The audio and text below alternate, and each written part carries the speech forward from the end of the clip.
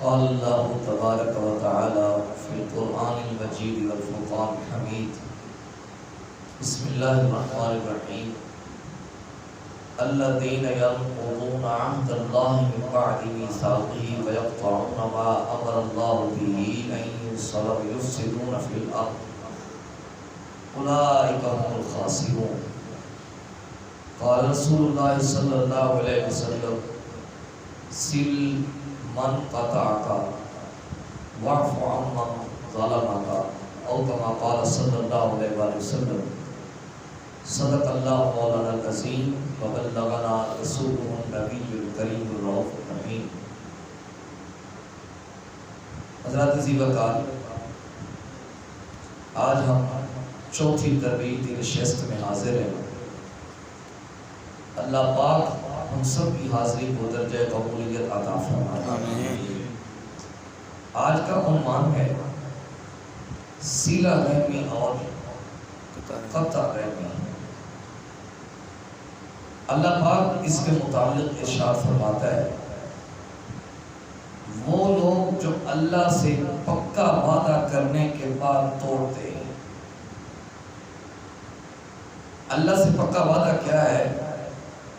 وَيَقْطَعُونَ مَا أَمَرَ اللَّهُ بِهِ أَن يُوصَلَ. اللہ اپنے حکم کے ساتھ لوگوں کو آپس میں ملانا چاہتا ہے کہ لوگ مل جل کے رہیں، پیار و محبت کے ساتھ رہیں، لڑائیاں نہ کریں، جھگڑے نہ کریں، فساد نہ کریں. لیکن یہ لوگ کاٹتے ہیں، اس وعدے کو توڑتے ہیں.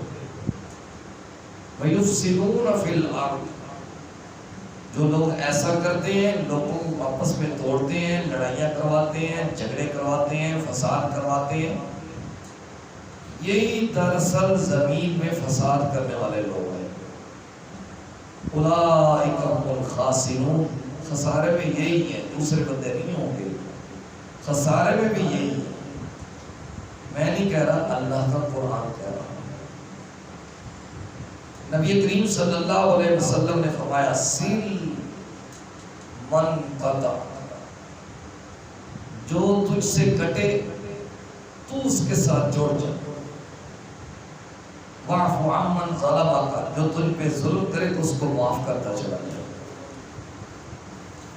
لیکن اس کا مطلب یہ نہیں ہے کہ ایک بندہ غیر شرعی حرکات کر رہا ہے، نماز کی اس کو پرواہ نہیں ہے، واجبات کی اس کو پرواہ نہیں ہے، فرائض کی اس کو پرواہ نہیں ہے، ہم پھر بھی اس کے ساتھ جڑے رہے، ہم اس کی اصلاح کرنے کی کوشش ہی نہ کریں. نہیں، جن کی دوستیاں اور ناراضگیاں اللہ کی رضا کی خاطر ہوں گی، اللہ قیامت کے دن ان کو اپنے عرش کا سایہ عطا فرمائے گا. دوستیوں کی تو سمجھ آتی ہے، ناراضگیاں کیسے ہوں گی؟ ایک آپ کا دوست ہے، وہ نماز نہیں پڑھتا، وہ غیر شرعی حرکات سے اجتناب نہیں کرتا، فرائض واجبات کا خیال نہیں کرتا، سستی برتتا ہے. آپ اس سے اس بنا پہ قطع تعلقی کر دیتے ہیں کہ بھائی جب تک نماز نہیں پڑھے گا یا حلال رزق نہیں کھائے گا، جب تک ظلم و زیادتی بات نہیں کرے گا، فرائض واجبات کا خیال نہیں کرے گا، تیرا میرا کوئی تعلق نہیں ہے. اس میں محض اللہ کی رضا ہو، اس کی اصلاح کرنا مقصد ہو، تو اس ناراضگی پر بھی اللہ پاک اس کو اجر عطا فرمائے. لیکن ہمارا نظام الٹ ہے. جو بے نمازی اس کی سپورٹ زیادہ، جو واجبات کا خیال نہ کرے اس کی سپورٹ زیادہ، جو حلال و حرام کا خیال نہ کرے اس کی سپورٹ زیادہ. جو ایک شریف آدمی ہو، شریعت پہ چلنے والا ہو، چھوڑے جی اس کی بات تو کس نے سننی ہے، اس کی تو کوئی ویلیو ہی نہیں ہے. ہمارا نظام یہ آ گیا ہے. تو بہرحال اسلام ہر حال میں صلہ رحمی کا حکم دیتا ہے، لیکن ایک حد تک حکم دیتا ہے. ایسا نہیں ہے کہ جو مظلوم بنتا ہے وہ بیچارہ اس بات پہ بیٹھا رہے کہ بس میں نے تو صلہ رحمی کرنی ہے، اس کو سارے کچل کے چلے جائیں.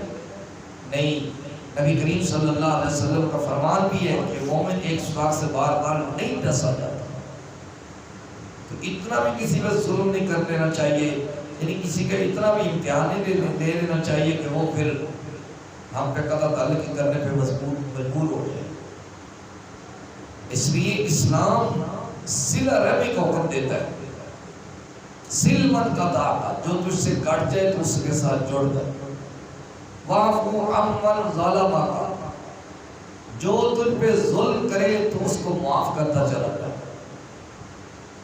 احسان کا بدلہ تو ہر بدلہ احسان کر لیتا ہے، نیکی کا بدلہ ہر بندہ دے لیتا ہے،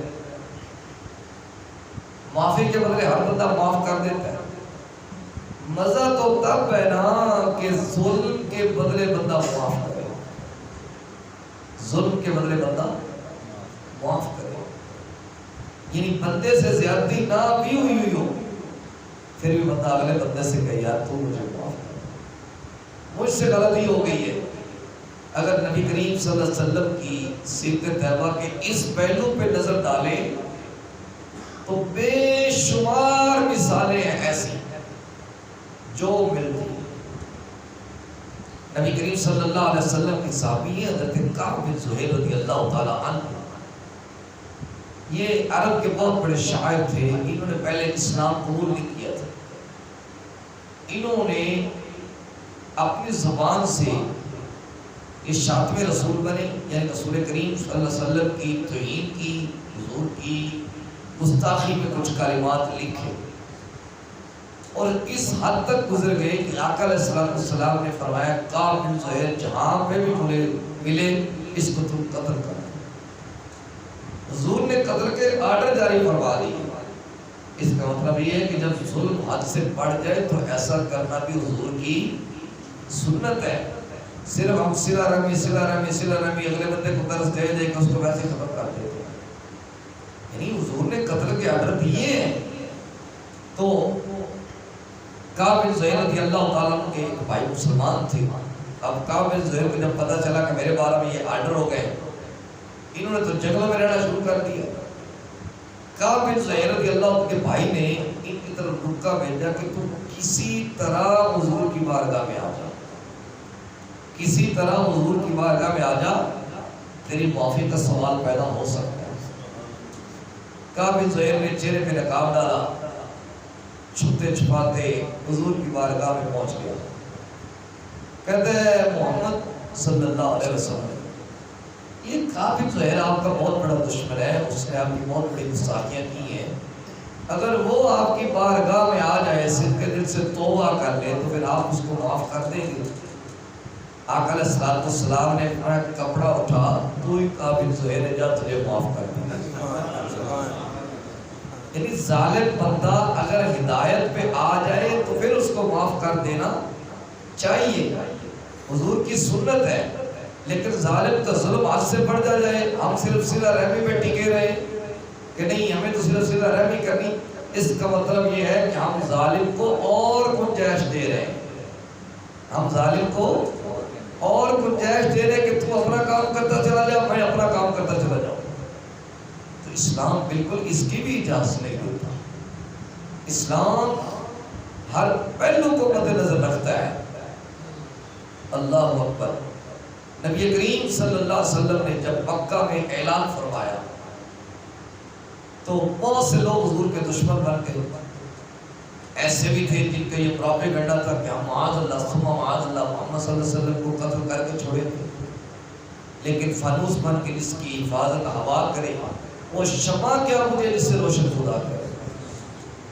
آقا علیہ السلام ہجرت فرما کے مدینہ شریف تشریف لے گئے، جب مدینہ شریف تشریف لے گئے تو حضور کے جانی دشمنوں میں سے ایک بندے کو مدینہ شریف جانا پڑ گیا تجارت کی غرض سے، تجارت کی سارا دن رات پڑ گئی، جس کے دروازے پہ جاتا ہے سارے کہتے ہیں یہ حضور کا دشمن ہے، اس کو جگہ نہیں دینی، اس کو پناہ نہیں دینی۔ اس کا مطلب یہ ہے کہ حضور کا جو دشمن ہو، حضور کا جو گستاخ ہو، اس کی مدینے میں بھی پناہ نہیں ہے اور حضور کے دور میں ہی پناہ نہیں ہے۔ بڑے اس نے دروازے پھرے، آخر کار سوچنے پہ مجبور ہو گیا، کہتا ہے ہوں تو میں محمد کا دشمن، لیکن مجھے پناہ ملے گی تو محمد کے دروازے پہ ہی ملے گی۔ اخلاق بھی بندے کو نہیں گرنے دینا چاہیے، اخلاق ایسا ہو کہ اپنے تو اپنے غیر بھی تعریف کرے، اس بندے کا اخلاق بڑا کریمانہ ہے، لیکن وہ تعریف کر لیا کرتے تھے. کفار مکہ یہ کہنے پہ مجبور ہو گئے تھے کہ یار ہم نے محمد کے راستے میں بڑی رکاوٹیں کھڑی کی لیکن اس کا اخلاق بہت اچھا. آج اس کا اخلاق اچھا ہو اس کو اور لوگ دبانے کی کوشش کر رہے ہیں, اس میں تو بول نہیں ہے. تو حالات کے مطابق بندے کو چلنا چاہیے. وہ کہتے ہیں نا پنجابی کہ انہیں مٹھے ہی نہ بانٹو کہ کوئی کھا جائے تو انہیں کوڑے ہی نہ بانٹو کوئی تھوک دے گی. بندے کو درمیانے راستے پہ چلنا ہوگا. اب وہ چلتا چلتا نبی کریم صلی اللہ علیہ وسلم کے در دولت پہ پہنچ جاتا ہے. تو مجھے آپ بتائیں, مجھے پتا ہو کہ ایک بندے نے مجھے قتل کرنے کا منصوبہ بنا رکھا ہے, اس کا ارادہ یہ ہے کہ یہ مجھے قتل کرنے پہ آمادہ ہے, اگر اس کے حالات بدل جائیں, وہ میرے دروازے پہ آ جائے تو میں کیا کروں گا؟ پہلے تو پوری برادری کو کالے کروں گا کہ یہ دیکھو آج میرے دروازے پہ آ گیا, اس نے میرے ساتھ یہ بھی کیا, یہ بھی کیا, یہ بھی کیا, یہ بھی کیا, یہ بھی کیا, پھر بھی میرا صبر ہے. جبکہ یہ صبر کی تعریف ہی نہیں ہے. حضرت جنید بغدادی رضی اللہ تعالیٰ فرماتے ہیں والصبر الذی لا شکوہ فیہ الی الناس, صبر کی تعریف ہی یہ ہے کہ بندے کی زبان پہ کسی قسم کا کوئی شکوہ شکایت نہ ہے. ہم سارا کچھ گنوا کے کہتے ہیں ابھی میرا صبر ہے. یہ کائے کا صبر ہے؟ یہ صبر نہیں ہے, یہ بے صبری کی انتہا ہے. پہلے ہم کوئی برادری کو کال کرتے, پھر ہم محلے میں شور و غل کرتے, پھر دو چار اس کو تھپڑ مارتے, اس کو ذلت و رسوائی کا نشانہ بناتے, پھر کہتے اب بتا تو کیسے آیا. سارا علاج لوج کر کے پھر کہتے اب بتا تو کیسے آیا. نبی کریم صلی اللہ علیہ وسلم کے در دولت پہ کھڑا ہے, حضور کا دشمن ہے. آقا علیہ السلام دروازہ کھولا, حضور نے مسکرا کر فرمایا بھائی کیسے آنا ہوا, کیسے آنا ہوا؟ کہتے جی مدینے آیا تھا تجارت کی غرض سے, تو رات پڑ گئی ہے تو کوئی رات ٹھہرانے کے لیے تیار نہیں ہے, تو میں آیا ہوں آپ کے پاس رات ٹھہرنے کے لیے. آقا علیہ السلام نے بسم اللہ آ جائیے. حضور علیہ السلام نے یہ نہیں فرمایا چلو اندر جا کے کوئی بات کر لیتے ہیں کہ یہ دیکھ تو نے میرے ساتھ کیا کیا تو میں نے تیرے ساتھ کیا کیا, میں نے تیرے ساتھ کیا کیا. اللہ اکبر. آقا علیہ السلام نے فرمایا تجھے بھوک بھی لگی ہوگی. اس نے کہا مجھے بھوک لگی ہے. آقا علیہ السلام نے گھر سے پتہ کروایا تو دودھ کا کچھ پیالے دودھ کے موجود تھے. اس نے ایک پیالہ پیا, دو پیے, تین پیے, 7 8 9 پیالے پیے. اس کا ابھی تک یہ نظریہ تھا کہ میں اتنا دودھ پی جاؤں گا دودھ ختم ہو جائے گا, میں کہوں گا مسلمانوں کے نبی کے پاس کچھ بھی نہیں. لیکن اس کو پتہ نہیں تھا کہ یہ تو چاہیں تو ان کی انگلیوں سے حوض کوثر کے چشمے جاری ہو سکتے ہیں. اب جب 9 پیالے پی گیا نا, کہتے میں سیر ہو گیا. پھر آقا علیہ السلام اس کے ساتھ بڑی دیر گفتگو فرمائی, فلاں قبیلے کا کیا حال ہے, فلاں کا کیا حال ہے, فلاں کا کیا حال ہے.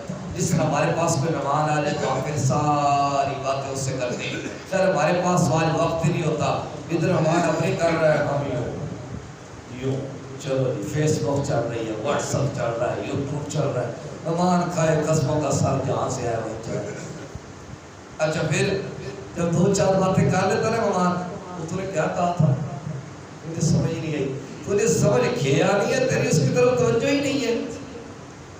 تو وہ کسی پنجابی کا ایک گیت ہے نا, گیتوں میں بات چیزیں اچھی مل جاتی ہیں. باویں تاج مالتے کوٹیاں ہیں, مہمان دی قیمت کوئی نہیں. باویں تاج مالتے کوٹیاں ہیں, مہمان دی قیمت کوئی نہیں. ہر کوئی حسن تے مر ویندا, انسان دی قیمت کوئی. تو یہ چیزیں ہم سے ختم ہوتی چلی جا رہی. مہمانوں کو ٹائم ہم نے نہیں دینا. مہمان بھی کہتا او یہ توبہ میں کس کے پاس آ گیا. میرے ساتھ خود کئی ایسے واقعات پیش آئے, دوبارہ ان کے گھر میں جانے کو نہیں جی چاہتا. کہتے ہم حضور لوگ ہیں, آپ کے لیے وقت نکال کے آئے ہیں, آپ نے ہمیں اس طرح اگنور کر دیا ہے. یہ کسی کو اگنور نہیں کرنا چاہیے. ایک بندہ آتا ہے, وقت نکال کے آتا ہے, پیسے خرچ کر کے آتا ہے, وہ کچھ کھانے پینے کا بھوکا نہیں ہوتا. آپ اس کو نور متجر کھلا دیں, جناب یہ کسٹرڈ پڑا ہوا ہے, روزے کے ساتھ قیام کے منہ سے پانی نہ آ جائے, کسٹرڈ پڑا ہوا ہے، ادھر فلاں چیز پڑی ہوئی ہے، فلاں چیز پڑی ہوئی ہے، کھانا کھلائے اور جناب ادھر فیس بک چل رہی، اچھا تم بیٹھو میں آ رہا ہوں۔ کئی ایسے بے وقوف لوگ ہوتے ہیں مہمانوں کو 2 گھنٹے اکیلے بٹھا کے چلے جائیں۔ اگر اس میں اکیلے ہی بیٹھنا تھا تو اس کو آپ کے پاس آنے کی ضرورت کیا تھی؟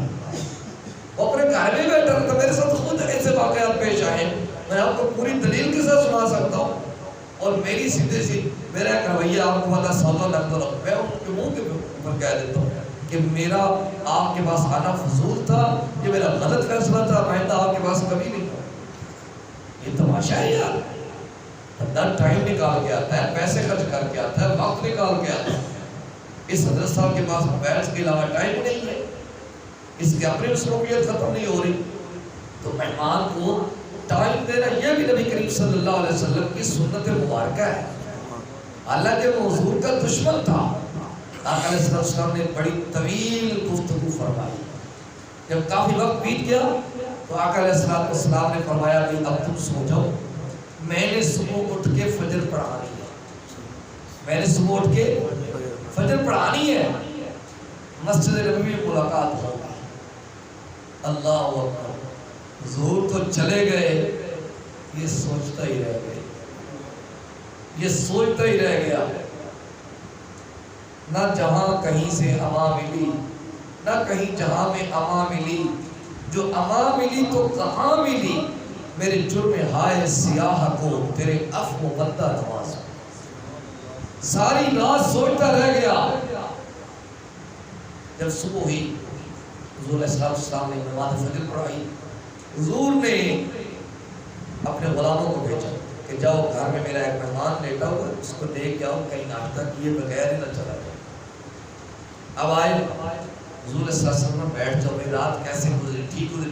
حضور نے بیٹھ جاؤ، ناشتہ کیے بغیر واپس نہیں جانا۔ وہ کہتا حضور اب میری بس ہو گئی، اب میری بس ہو گئی ہے، ناشتے واشتے بعد میں ہو گئے، پہلے مجھے کلمہ پڑھائیے، اپنے دامن رحمت کے ساتھ وابستہ فرمائیے، اور مجھے جہنم سے نکال کر جنت کا مالک بنائیے۔ اب اس نے کلمہ پڑھا، اب اس کو دودھ کا ایک پیالہ پیش کیا گیا، ایک پیالہ پی کہتا الحمدللہ۔ صحابہ نے عرض کی یا رسول اللہ صلی اللہ علیہ وسلم، یہ راوی اپنی خود کہانی بیان کرتے ہیں، صحابہ نے عرض کی یا رسول اللہ صلی اللہ علیہ وسلم رات کو تو اس نے 9 پیالے پیے، اب ایک بھی۔ آقا علیہ السلام نے فرمایا کافر حریص ہوتا ہے، کافر لالچی ہوتا ہے، جو بندہ لالچی بن جائے اس کو اپنے ایمان کی فکر بھی کرنی چاہیے کہ کہیں میرا ایمان پر دعویٰ ڈول ہو رہا۔ تو یہ ہے حضور کی صلہ رحمی۔ لیکن جہاں پہ سختی کرنے کی ضرورت آئی ہے تو آقا علیہ السلام نے غالباً غزوہ خندق کے موقع پر حضور نے اتنا سخت پیرا دیا ہے، حضور کی زور بھی نماز قضا ہوگی، عصر بھی قضا ہوگی، مغرب بھی قضا ہوگی۔ تو جہاں بھی یہ نہیں، یہ نہ صرف کہتے رہے اسلام بس نرمی سے پیرا، نہیں، اسلام نے تلوار سے بھی کام لیا، سینہ سیکھ اکبر کا دور دیکھے، تفروق اعظم کا دور دیکھے۔ تو یہ اسلام بالکل درمیانی راستے پہ چلتا ہے۔ ایک اور حدیث پاک سماعت کیجیے، نبی کریم صلی اللہ علیہ وسلم نے غزوہ فرمایا، اللہ پاک اسلام کو فتح عطا کی تو مسلمانوں کے حصوں میں بڑا مال آیا، مال غنیمت، 80 اونٹیں تقریباً ایک صحابی کے حصے میں آئی، 10,000 کا لشکر۔ آقا علیہ السلام نے فرمایا بھائی خیمے لگا دو، صبح چلے۔ اس کی ایک حکمت تو یہ سمجھ میں آتی ہے کہ جب بندہ کوئی بڑا مار کا مارتا ہے، بندہ کہتے یار فری ہو گئے تو چلو یہاں پہ ایک رات اور قیام کرتے ہیں، پھر صبح چلیں گے، ریلیکس ہو کے چلیں گے۔ ایک یہ حکمت، اور دوسری حکمت یہ ہوتی تھی کہ آقا علیہ السلام فرمایا کرتے تھے کہ اب فتح ہو گئی ہے، ابھی بھی ہم بیٹھے ہیں، جس نے آنا آ جائے، جس نے آنا ہے آ جائے۔ خیمے لگ گئے۔ ایک صحابی تھے، ان کا وجود ذرا وزنی تھی، وہ مغرب کی نماز کے بعد جا رہے تھے، انہوں نے جوتا سا پہنا ہوا تھا چمڑے کا، چلتے چلتے نبی کریم صلی اللہ علیہ وسلم کے پاؤں پر انہوں نے اپنا پیر رکھا۔ آپ اچھا پھر پاؤں اٹھایا بھی نہیں ہے۔ جب نبی کریم صلی اللہ علیہ وسلم کو بتقاضۂ بشریت درد زیادہ محسوس ہوا تو حضور کے ہاتھ میں چھڑی تھی، حضور نے اس طرح اس کے پیٹ میں لگائی، سائڈ پہ اور نیچے میرا پاؤں ہے، میرے پاؤں کو دباتا چلا جا رہا ہے. وہ صحابی کی تو کیفیت ہی بدل گئی. یہ مجھ سے کیا ہو گیا؟ میں نے حضور کے پیر پر اپنا پاؤں رکھ دیا. اب رونے لگا. آقا علیہ السلام میں چلے جاؤ سارے اپنے اپنے خیموں میں چلے. راوی کہتے ہیں ہم نماز عشاء پڑھنے کے لیے تشریف لائے تو نبی کریم صلی اللہ علیہ وسلم نے اس انداز میں قرات فرمائی جیسے کوئی شدید حضور کو پریشانی ہوتی ہے، جیسے شدید حضور کو درد ہو رہا. نماز عشاء پڑھی، اپنے اپنے خیموں میں چلے گئے. وہ صحابی جس کا وجود ذرا وزنی تھا وہ اپنے ہمسایہ سے کہتے یار میرے لیے دعا کرو، اللہ میرے لیے آسانی پیدا کرے، مجھ سے غلطی ہو گئی، مجھ سے جرم ہو گیا. صحابہ کہتے ہیں وہ صحابی ساری رات روتے ہیں، اس کے ہمسائے بھی روتے ہیں. آج ہم تو کسی کی زیادتی کر لے تو خوش ہوتے ہیں، جا جو جڑا کرنا ہوئے کر لے. کہتے کہ نہیں کہتے؟ جڑا کرنا ہوئے کر لے. جا آ میں بیٹھے ہی، آ میرا گھر ہی، آ میرے پتر بیٹھے نہیں، اے میری طاقت نہیں، او پیا ہی ٹھاڑا تے او پہ ہی کچہری. چاہ گل نہیں ختم ہو گئی. اب ساری رات بیت گئی. ادھر نماز فجر کا وقت قریب آیا. آقا علیہ السلام نے اس صحابی کو طلب فرمایا جس سے حضور کے پاؤں پر پاؤں آ گیا تھا. اس نے یہ سمجھا کہ لگتا ہے حضور کو ساری رات تکلیف ہوتی رہی ہے، اب میرے لیے کوئی سزا کا اعلان ہوگا، اب میرے لیے کوئی سزا کا اعلان ہوگا. صحابی رسول کہتے ہیں ہم اس کی معیت حضور کی بارگاہ میں پہنچے تو آقا علیہ السلام نے فرمایا یار تو مجھے معاف نہیں کر دیتا، تو مجھے معاف نہیں کر دیتا. وہ عرض کرتے ہیں یا رسول اللہ مجھ سے زیادتی ہوئی ہے، میں نے آپ کے پاؤں پر اپنا پاؤں رکھا ہے اور میرا جوتا بھی وزنی تھا، میرا وجود بھی وزنی تھا. حضور نے فرمایا نہیں، وہ جو میرے حصے میں 80 اٹھنیاں ہیں نا وہ تیری، تو مجھے معاف نہیں کر دیتا، تو مجھے معاف نہیں کر دیتا. حضور مجھ سے غلطی ہوئی ہے. آقا علیہ السلام نے فرمایا نہیں، جو میں نے تیرے پیٹ میں چھڑی لگائی ہے تجھے ساری رات تکلیف ہوتی رہی ہو، تجھے ساری رات درد ہوتا رہا ہوگا، تو مجھے معاف نہیں کر دیتا. صحابی کہتے ہیں سارے صحابہ میں ایک عجیب رکت داری ہو گئی. چیخوں کی آواز آنے لگی، اونچی اونچی صحابہ رونے لگے. حضور آگ باندھ کے کھڑے ہوئے. صحابی کہتے ہیں یا رسول اللہ نہیں، مجھ سے غلطی ہوئی ہے. حضور نے فرمایا نہیں، تو کہہ میں نے محمد بن عبداللہ کو معاف کر دی ہے. حضور اس کو مجبور فرما رہے ہیں، تو کہہ میں نے محمد بن عبداللہ کو معاف کر دیا. اب صحابی نے یہ تو نہیں کہا، یہ کہا کہ یا اللہ جو حضور لفظ کہہ رہے ہیں میں ان لفظوں پہ راضی ہوں. اس سے یہ پتہ چلتا ہے کہ جب کسی بڑے سے غلطی ہو جائے تو اس کو چھوٹے سے معافی مانگنے میں ہچکچاہٹ محسوس نہیں کرنی چاہیے. یہ حضور کی سنت ہے. اس کی شان میں سٹیٹس میں کوئی فرق نہیں آتا. لیکن آپ کہتے ہیں یار وہ تیرے نال وڈا سی تو حیا کر جاتا، نہیں، بڑے بندے کو معافی مانگ لینی چاہیے اگر اس کی غلطی ہو.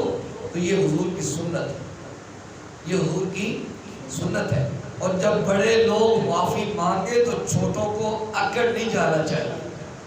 یہ نہیں کہ جا میں نے تجھے معاف کریں، نہیں، وہ صحابی کی سنت پہ عمل کریں کہ جو یہ لفظ بڑا کہہ رہا ہے میں ان لفظوں پہ راضی ہوں، جو یہ لفظ بڑا کہہ رہا ہے میں ان لفظوں پہ راضی ہوں.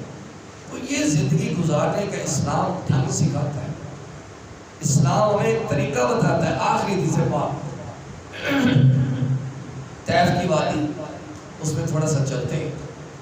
حضرت عائشہ صدیقہ رضی اللہ تعالیٰ عنہا عرض کرتی ہیں یا رسول اللہ صلی اللہ علیہ وسلم اللہ نے سابقہ نبی کو تو بڑی تکلیفیں دی ہیں، آپ کو تو اتنی اذیتیں آئی ہی نہیں.